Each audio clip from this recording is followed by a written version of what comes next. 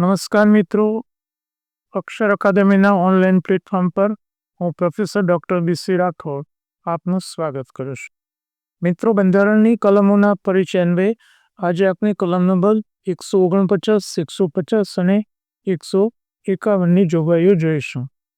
જોઈએ કલમ નંબર 149, નિયંત્રક મહાલેખા પરીક્ષકની ફરજો અને સત્તાઓ. એની નિમણૂક અંગેની જે કલમ છે 148ની જોગવાઈઓ આપણે જોઈ. હવે એમની ફરજો અને સત્તા. નિયંત્રક મહાલેખા પરીક્ષક સંઘના એટલે કે કેન્દ્ર સરકારના, રાજ્યોના તથા અન્ય કોઈ સત્તામંડળ અથવા મંડળના હિસાબ સંબંધમાં સંસદે કરેલા કોઈ કાયદાથી કે તે હેઠળ ઠરાવવામાં આવે તેવી ફરજો અદા કરશે. એટલે કે સંસદ જે ફરજો નક્કી કરે તે ફરજો અદા કરશે. આ ઉપરાંત એ કેન્દ્ર સરકારના હિસાબો અને રાજ્ય સરકારના હિસાબો છે એ સંદર્ભમાં કાર્યવાહી કરશે. અને તે અર્થે તે રીતે જોગવાઈ કરવામાં ન આવી ત્યાં સુધી સંઘના અને રાજ્યોના હિસાબ સંબંધમાં આ બંધારણના પ્રારંભની શરત પહેલા અનુક્રમે હિન્દ ડોમિનિયન અને પ્રાંતનો હિસાબ સંબંધમાં ભારતના મહાલેખા પરીક્ષકને સોંપાયેલી હોય તે ફરજો અદા કરશે અથવા તેમણે વાપરવાની હોય તે સત્તાઓ વાપરશે. એટલે કે બે મુદ્દા અહીં આપ્યા છે. પહેલો મુદ્દો કેન્દ્ર સરકાર અને રાજ્ય સરકારના જે હિસાબો છે તે તપાસશે. અને આઝાદી પહેલા જે હવે અત્યારે અપ્રસ્તુત છે એની સાથે હાલમાં કોઈ લેવા દેવા નથી, તો એ અગાઉના સંદર્ભમાં કોઈ જો કામગીરી સોંપવામાં આવી હોય તો પણ એ કરી શકશે. કલમ નંબર 150, સંઘના તેમજ રાજ્યના હિસાબોના નમૂના બાબત. તો મહાલેખા પરીક્ષક છે એ સંઘના એટલે કે કેન્દ્રના અને રાજ્યના હિસાબો ભારતના નિયંત્રક મહાલેખા પરીક્ષકની સલાહથી રાષ્ટ્રપતિ ઠરાવે તેવા નમૂનામાં રાખવામાં આવશે. એટલે કે કેન્દ્રના અને રાજ્યના એટલે જુદા જુદા રાજ્યના જે હિસાબો છે એ રાષ્ટ્રપતિ જે નમૂનામાં નક્કી કરે એ નમૂનામાં એના હિસાબો રાખશે. કલમ નંબર 151, ઓડિટ રિપોર્ટ. પરીક્ષામાં કોઈ વાર આ પ્રશ્ન પૂછાય છે. સંઘના હિસાબો સંબંધી ભારતના નિયંત્રક મહાલેખા પરીક્ષકના અહેવાલો રાષ્ટ્રપતિ સમક્ષ રજૂ કરવા જોઈશે અને તેને સંસદના દરેક ગૃહ સમક્ષ મુકાવશે. અહીંયા બે બાબતો છે કે નિયંત્રક મહાલેખા પરીક્ષક કેન્દ્રના જે હિસાબો છે એ કોને સુપ્રત કરે છે? રાષ્ટ્રપતિને. અને એ હિસાબો છે એ સંસદમાં રજૂ કરાવે છે. કોણ રજૂ કરાવે છે?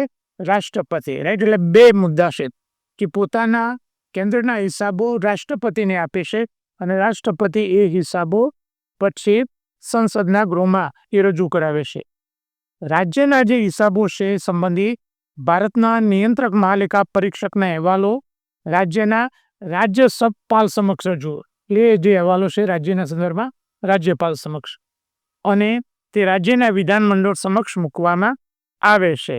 એટલે કે રાજ્યનું જે વિધાનમંડળ છે તે. મિત્રો, અહીંયા સુધી આપણે ભારતનું બંધારણ છે એના 1 થી 5 ભાગ સુધીની બધી જ કલમો જોઈ છે. એટલે કે લગભગ ઘણું બધું આપણે કવર કર્યું છે. આગળ પણ આપણે ચાલુ રાખવાના છીએ. હા, બંધારણ અંગેના અમારા 2 મહત્વના પુસ્તકો છે, ભારતનું બંધારણ અને રાજ્ય વ્યવસ્થા, જે ઓનલાઈનર અને MCQ સ્વરૂપે છે. ડિટેલમાં સ્ટડી માટે ભારતનું બંધારણ અને રાજ્ય વ્યવસ્થા નામનું અમારું આ પુસ્તક છે, જેમાં દરેક કલમોની સમજૂતી અને સ્પષ્ટીકરણ એ આપેલ છે. આ ઉપરાંત અમારી 2 ટેલિગ્રામ ચેનલ છે, બી.સી. રાઠોડ કરંટ અફેર્સ, જેમાં રોજે રોજનું કરંટ અફેર્સ મૂકવામાં આવે છે, માસિક કરંટ અફેર્સ મૂકવામાં આવે છે, દરરોજની 10 થી 15 જેટલી પોસ્ટ, 3-4 જેટલા ફ્રી વિડીયો કોઈ દિવસ વિશેષ હોય તો તેની વિગત ક્વિઝ મૂકવામાં આવે છે. આ ઉપરાંત તમારી આ ટેલિગ્રામ ચેનલમાંથી અગાઉની પરીક્ષામાં પૂછાયેલા જે પ્રશ્નો, જે મેં માત્ર 500 જ પરીક્ષાઓની વિગત મૂકી છે, ઘણી બધી પરીક્ષામાં અમારી આ ચેનલમાંથી કરંટના પ્રશ્નો પૂછાય છે. તો 7/1/2024 જીપીએસસી પ્રિલિમમાં 11 દિવસની પોસ્ટમાંથી 19 પ્રશ્નો પૂછાયા. 2023ની જીપીએસસી પ્રિલિમમાં 8 દિવસની પોસ્ટમાંથી 20 માર્કના કરંટના પ્રશ્નો પૂછાયા હતા. મિત્રો, તમે વિચાર કરો કે માત્ર 8 દિવસનું કરંટ એટલે માંડ 3 પેજ. હવે માંડ 3 પેજમાંથી 20 માર્ક્સના પ્રશ્નો જીપીએસસીમાં પૂછાયા હતા. 15/10/2023 ડિવાઇસોની પ્રિલિમ પરીક્ષામાં 1 મહિનાની પોસ્ટમાંથી કરંટ અફેર સાથે 16 પ્રશ્નો પૂછાયા હતા. 9/4/2023ની જુનિયર ક્લાર્કની પરીક્ષામાં કરંટના 9 પ્રશ્નો પૂછાયા હતા. 26/2/2023ની હિસાબી અધિકારીની પરીક્ષામાં 4 પ્રશ્નો કરંટના પૂછાયા હતા. આ ઉપરાંત તમારી બીજી ટેલિગ્રામ ચેનલ છે ગૌરવંતી ગુજરાતી, જેમાં ગુજરાતી ભાષા, સાહિત્ય અને વ્યાકરણને લગતી પોસ્ટ એમાં મૂકવામાં આવે છે. હજુ સુધી જો તમે અમારી આ બંને ટેલિગ્રામ ચેનલમાં જોડાયા ના હોય તો એમાં જોડાઈ જવા વિનંતી છે. વધુમાં આજનો આ વિડીયો આપને પસંદ આવ્યો હોય તો એને લાઈક કરીને શેર કરવાનું ભૂલતા નહીં. અને હજુ સુધી જો તમે અમારી આ યુટ્યુબ ચેનલને સબસ્ક્રાઈબ કરી નથી તો એને સબસ્ક્રાઈબ કરી દેશો અને બેલ આઇકોનને ચાલુ કરવાનું ભૂલતા નહીં.